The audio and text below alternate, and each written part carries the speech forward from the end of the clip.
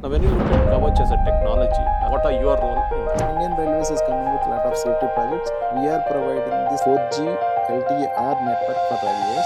Through Kavach, we are there, we are participating in all the Indian railway standards of both Kavach and other infrastructure. What are the lessons you learned first? Most of the people will come with a lot of elements, but less on financial element. But this is the team that actually we come with good mix of technical knowledge as well as Lithium batteries, that is a thing because one, we are talking of also cars now today. India is shifting a big time. A lot of Indian companies who have started this business. Is there an opportunity for companies to definitely we are going to be there in this battery assembly systems. Going forward, this company is definitely following into this technologies and manufacturing of this energy storage technologies.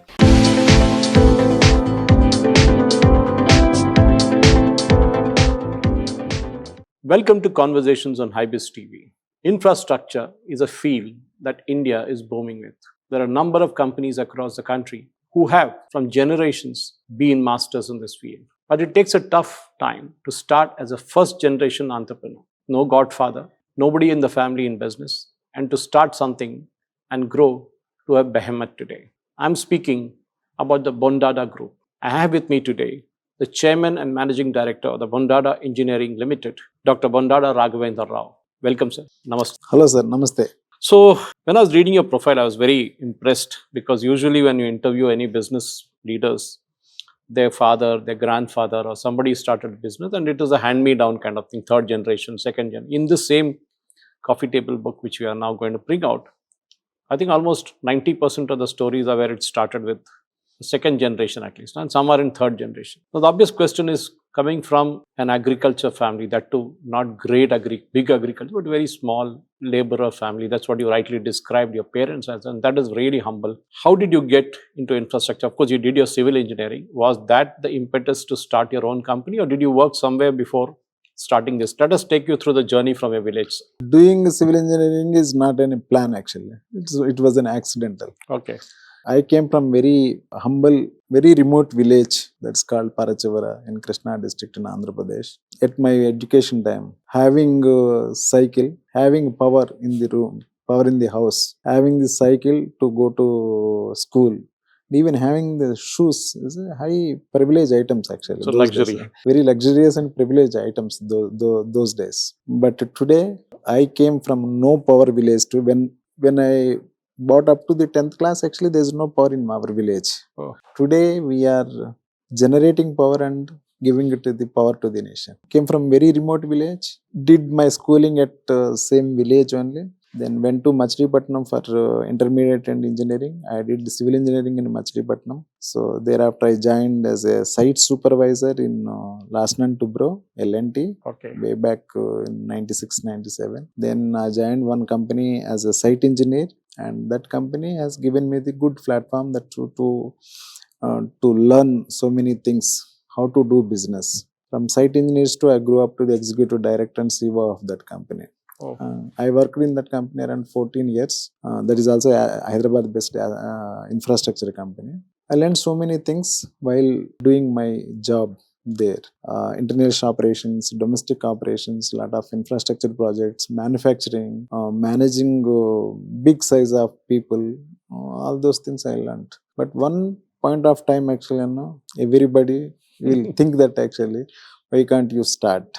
But when I am studying, I had a very, very strong statement is strongly hit my mind. That is said by Dhirubhai Ambani. When you born as a poor, that's not your mistake. Fault. But when you die as a poor, definitely it is your inability, that's your mistake. Absolutely. That hit me very strong in my mind during my education time. That's keep on hammering in my mind. So I thought that actually, so I got good exposure by doing my job in last 14-15 years. Then why not I start my company? But the time when I am thinking these things, but I was very comfortable position. Executive director, CEO, obviously. good salary, but lot of comfort zone is there. So many mixed feelings should start should leave the job or should start the business. And even family side also mixed responses. Finally, my family supported me that actually we should start. Even my colleagues supported me that we should start our one business. To become an entrepreneur, because especially when you don't have big pockets, deep pockets, or a kind of godfather, grandfather, father in this business, it's very tough. So, and as you rightly said, moving out of your comfort zone, I mean, growing up from a site supervisor to an executive director is an amazing story. I think that is a different story you should talk about actually. But anyway, nevertheless, the idea is that when you started on your own, was raising capital a problem? Because the initial stages would have been tough, but what are the lessons you learned when you started your first year of operations? Yes, we started this company with 1 crore as a capital, but did almost 7 crores revenue in first year of operation itself. But we know that actually myself and my co-founder, our CFO, Mr. Satya, is also joined me, and we know that actually how to rotate the money very effectively. So we came with very good financial acumen in the business. So how to manage your working capital, how to rotate your money more times, how to manage your cash flows. Actually, basically in Telugu states, most of the people will come with a lot of technocrats, but less on financial acumen. But this is the team that actually where we come with good mix of technical knowledge and as well as the financial acumen. Hence, actually, we know how to manage this business.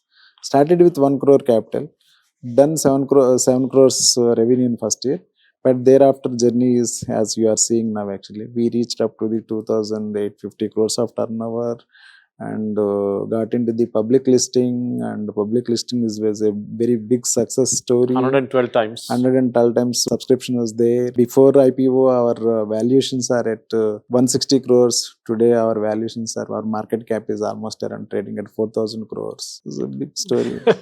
So we'll start the big story in a small way, but 28 plus years of experience now. And obviously, you started with the telecom venture, right? And then you diversified into different things, including Indian Railways infrastructure and all. Why telecom? In my previous company also, I have the good experience in telecom infrastructure projects. Way back in 1998, that is the time, and that was the era that actually. So Indian government has released the spectrums to private operators. Lot of foreign investments flew into the India. A lot of mobile operators have came into the business field. In my previous company also, we were the telecom infrastructure providers with the same experience, with the same domain expertise, same knowledge, and with the same customer contacts. So we started this telecom. Why we chosen the telecom is we are always aligned with these missions that are being adopted by the government of India. If you see that 2014-15, Prime Minister came with one mission called the Digital Bharat. To align the Digital Bharat, we were there in the telecom business. This is the company that actually, which is the largest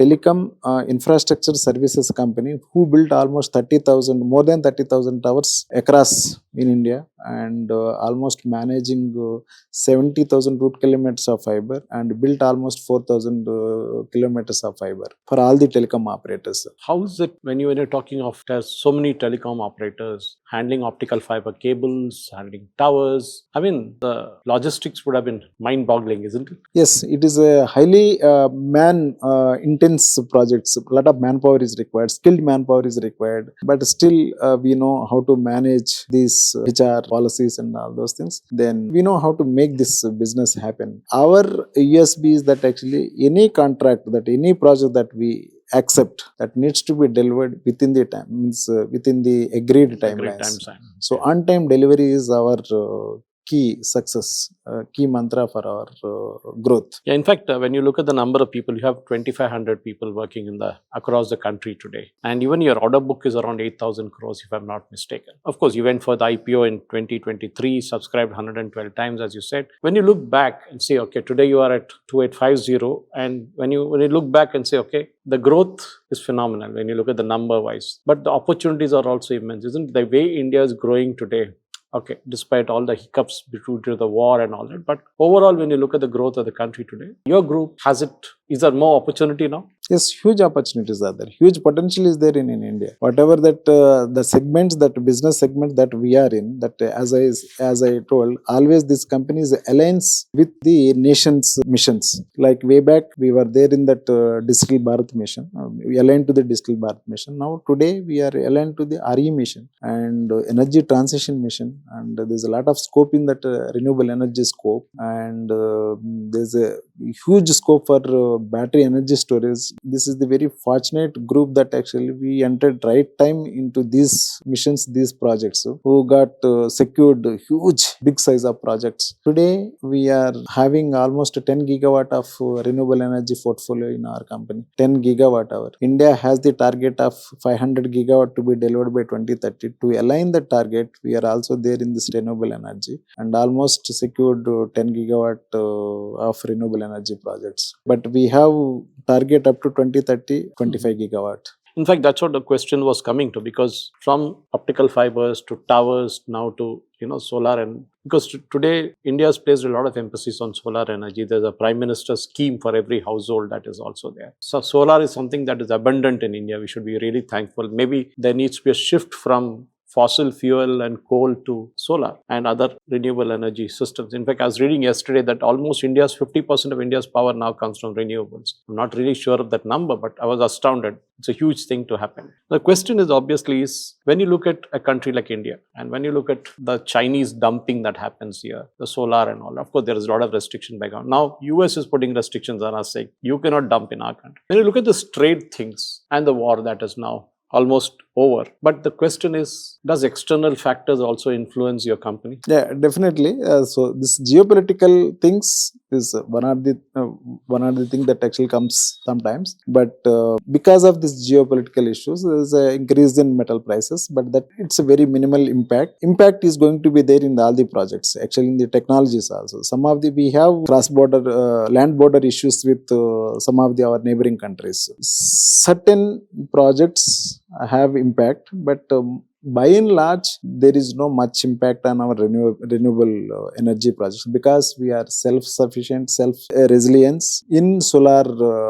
development or renewable energy development. But coming back to the battery storage, we are heavily depending on lithium-ion cells and China. So there some problems are there. But coming back to our company, with all the business impacts, our company is also impacted a little bit, but it is a very temporary phenomenon that we can come across and we can handle it. Lithium batteries, that is a thing, because one, we are talking of also cars now today.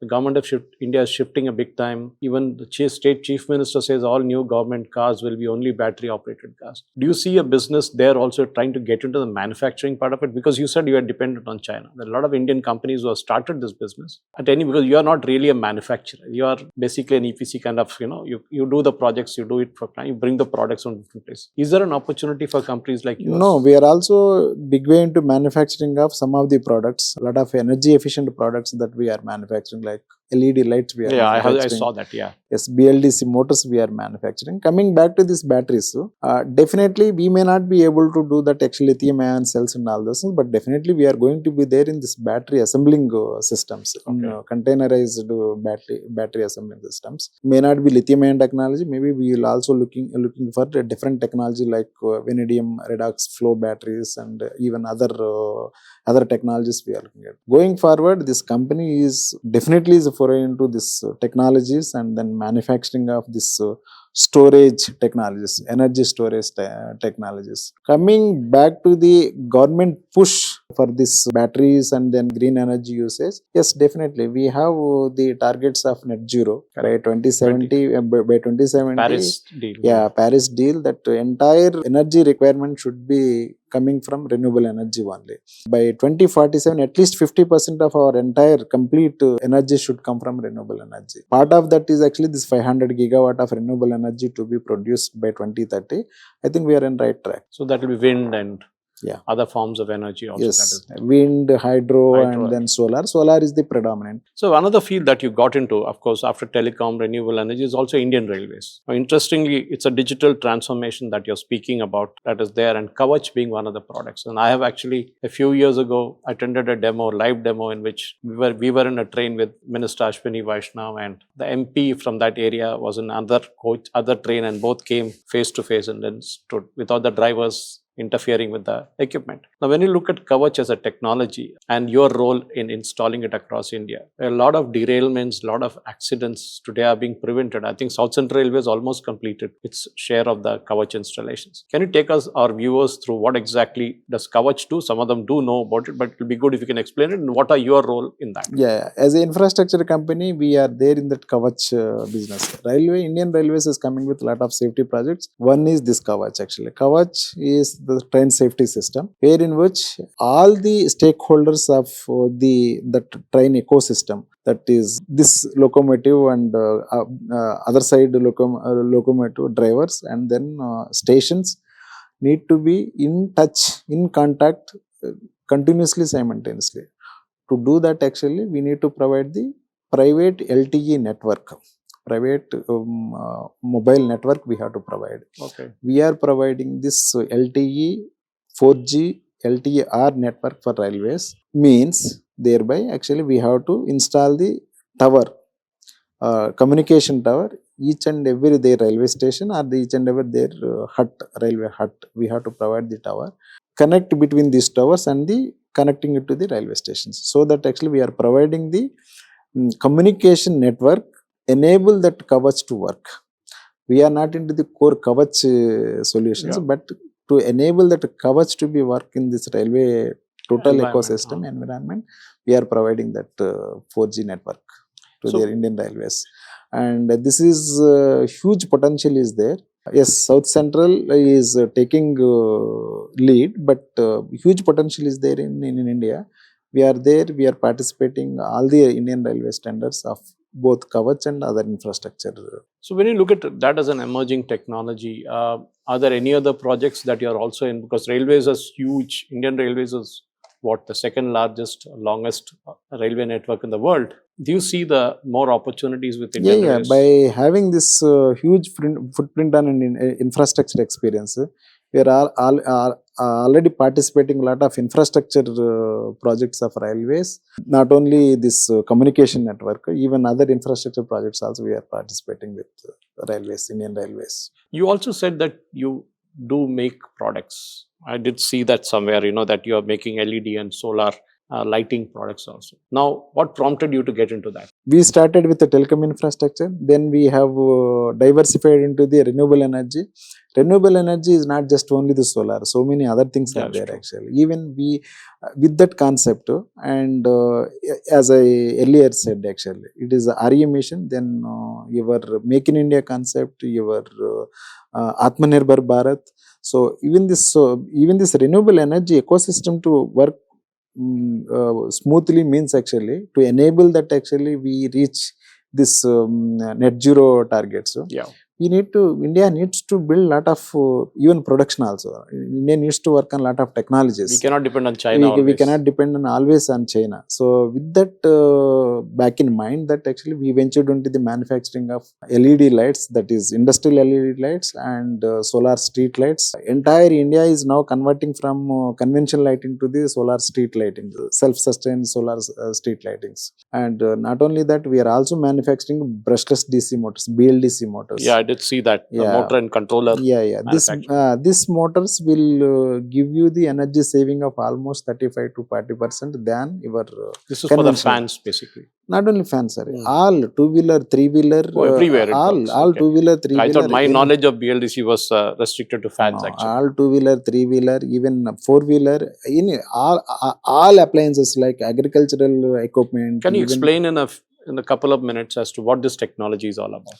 Earlier And different from the conventional yes, technology. conventional technology is a brushless DC motors. There in which actually you have the smooth winding of motors, Okay. where in which actually it will reduces the power consumption while that motor is rotating. Okay. These motors are heavily now being used in that EV two-wheeler, three-wheelers, and even drones also. Okay. Even a lot of other agriculture. Not only agriculture, even medical equipment also these motors have been used. Okay. Alongside that, all your house appliances, home appliances also been used, because actually it is a energy saving.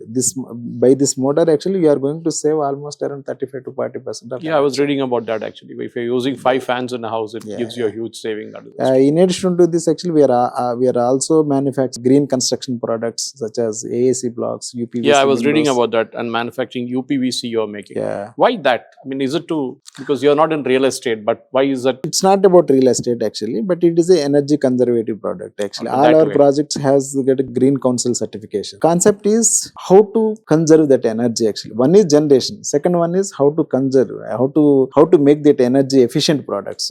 With that mindset actually we started with manufacturing units, and in any case we are there in that actually how to produce that renewable energy.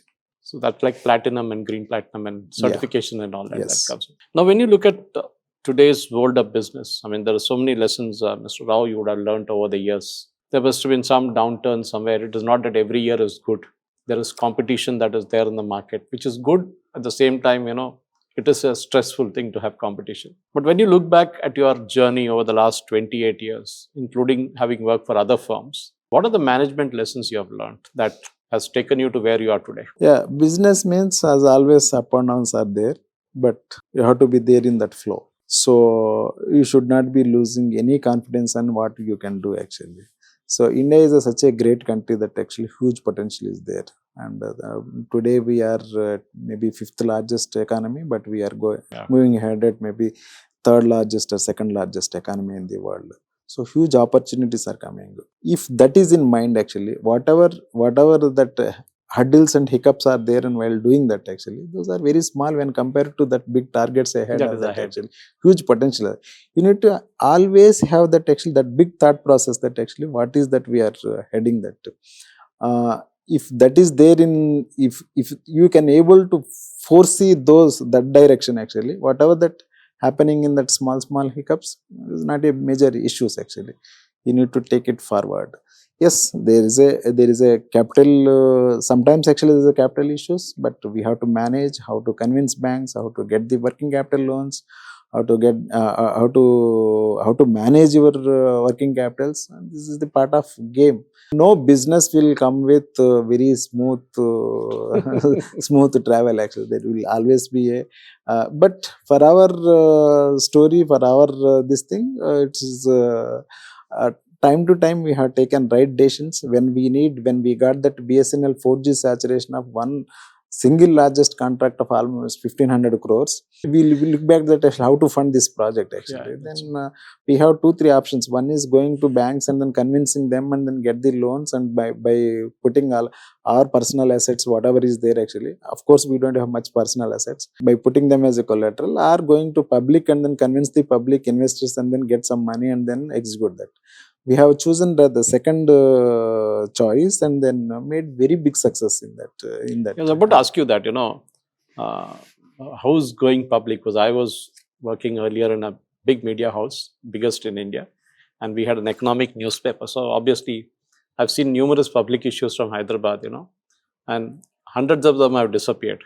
Floriculture, granite, you name it. There are very few of them, one or two left from those industries. But when you look at your public issue and when you wanted to go public, you rightly said, that you had two choices. You went for the latter choice. How did you manage it? Yes, actually, when we thought of going public, actually, it's a very negative image on Hyderabad market, because actually, with the past few incidents of Hyderabad companies, infrastructure companies as well as the software companies, it's a very negative market, negative image, negative sentiment, negative image on Hyderabad. But we don't have the choice that other than going for public. Then we approached Mumbai people and then we discussed with them. They said that okay, we can go, but even during my road shows also people ask actually, You are talking, you are a Telugu entrepreneur in infrastructure company. So many examples they are quoting, that Yeah, actually yeah. past example.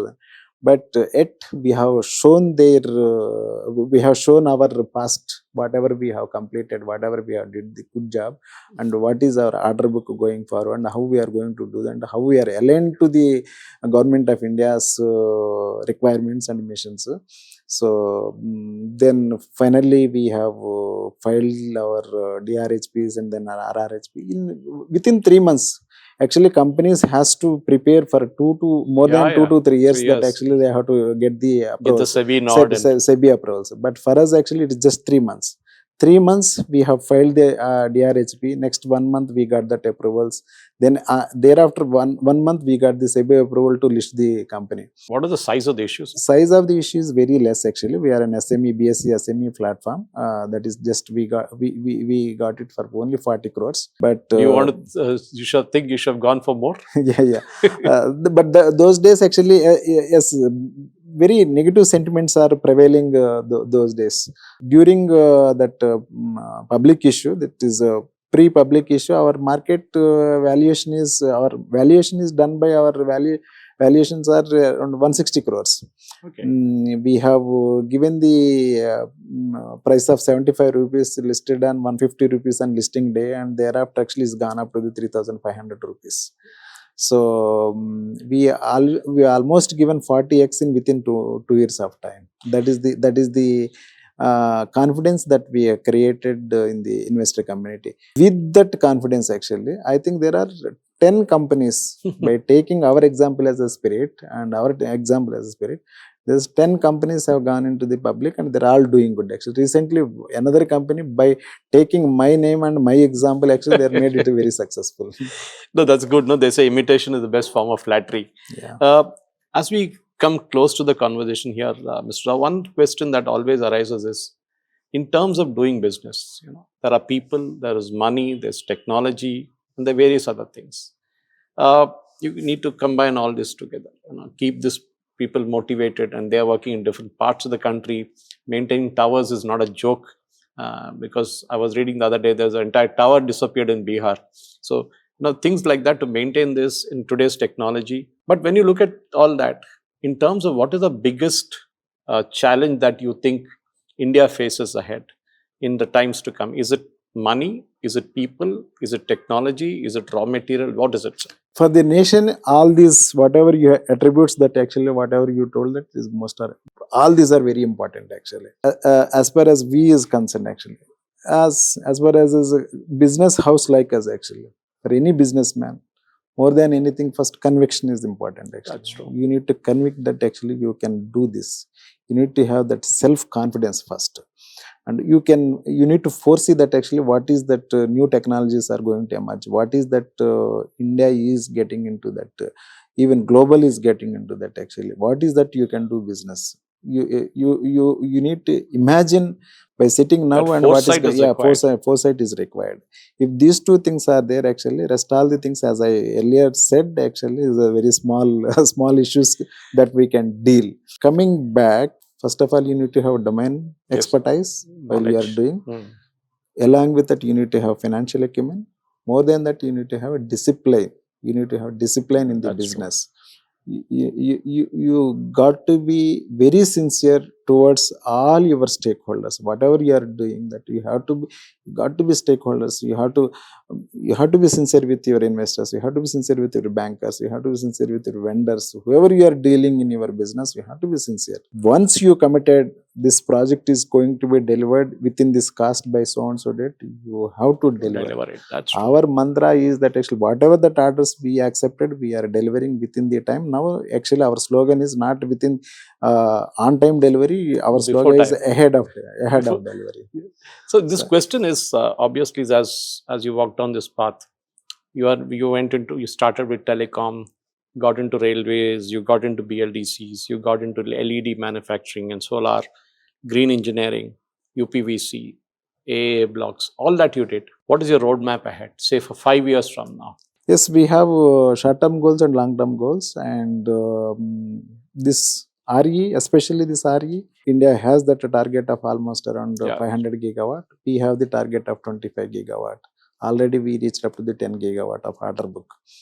By 2030, our goal is to reach to contribute to 25 gigawatt of renewable energy projects, that too actually to impact on energy generation, energy storage and energy conservation. With all these three principles, want to be there in this renewable energy space for 25 gigawatt.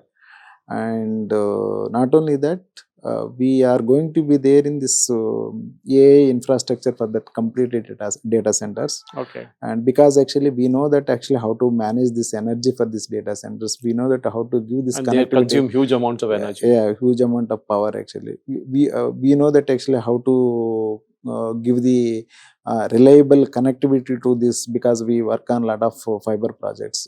So with this actually we want to be there in these data centers and create a world-class AI infrastructures for all these data centers. And third biggest milestone, but biggest target for us is actually getting into the defense manufacturing, wherein which we are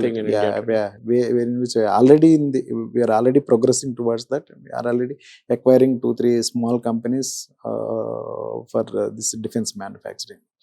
So by doing all these things, by 2030, we would like to become a $1 billion company as a That's revenue. brilliant. So that becomes another unicorn kind of thing. Of course, you're growing from an SME to a full, to mid-level at least, company. And I'm sure that as you said, 2030, why not 2047, when we complete 100 years of India's independence, Amrit Bharat, that India will be a global superpower. And I'm sure Bondada Group as such will also progress from there on. Mr. Raghavendra Rao, thank you very much for speaking to us, HYBIZ, and sparing your time. I know you have a busy schedule, but thank you for speaking to us, sir. Thank you very much, sir. We would like to be the part and parcel of this Vikasit Bharat going ahead. Thank you very much. Thank you very much.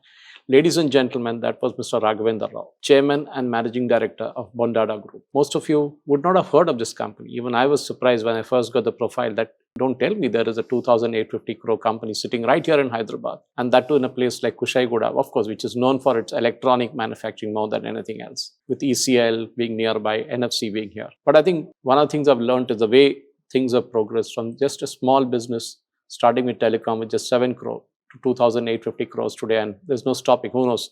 They might even do 5,000 crores in the days to come. But being a public listed company, I cannot just go on talk about the figures, but I'm sure that that is a dream which Mr. Raghavendra Rao and his team is coming up with. And as he rightly said, discipline is paramount, financial discipline is paramount, delivering projects on time or even ahead of time. That is also very, very important in these days. And as they say, there is no limit for success. It can just go on and on. Thank you for watching. Jai Hind.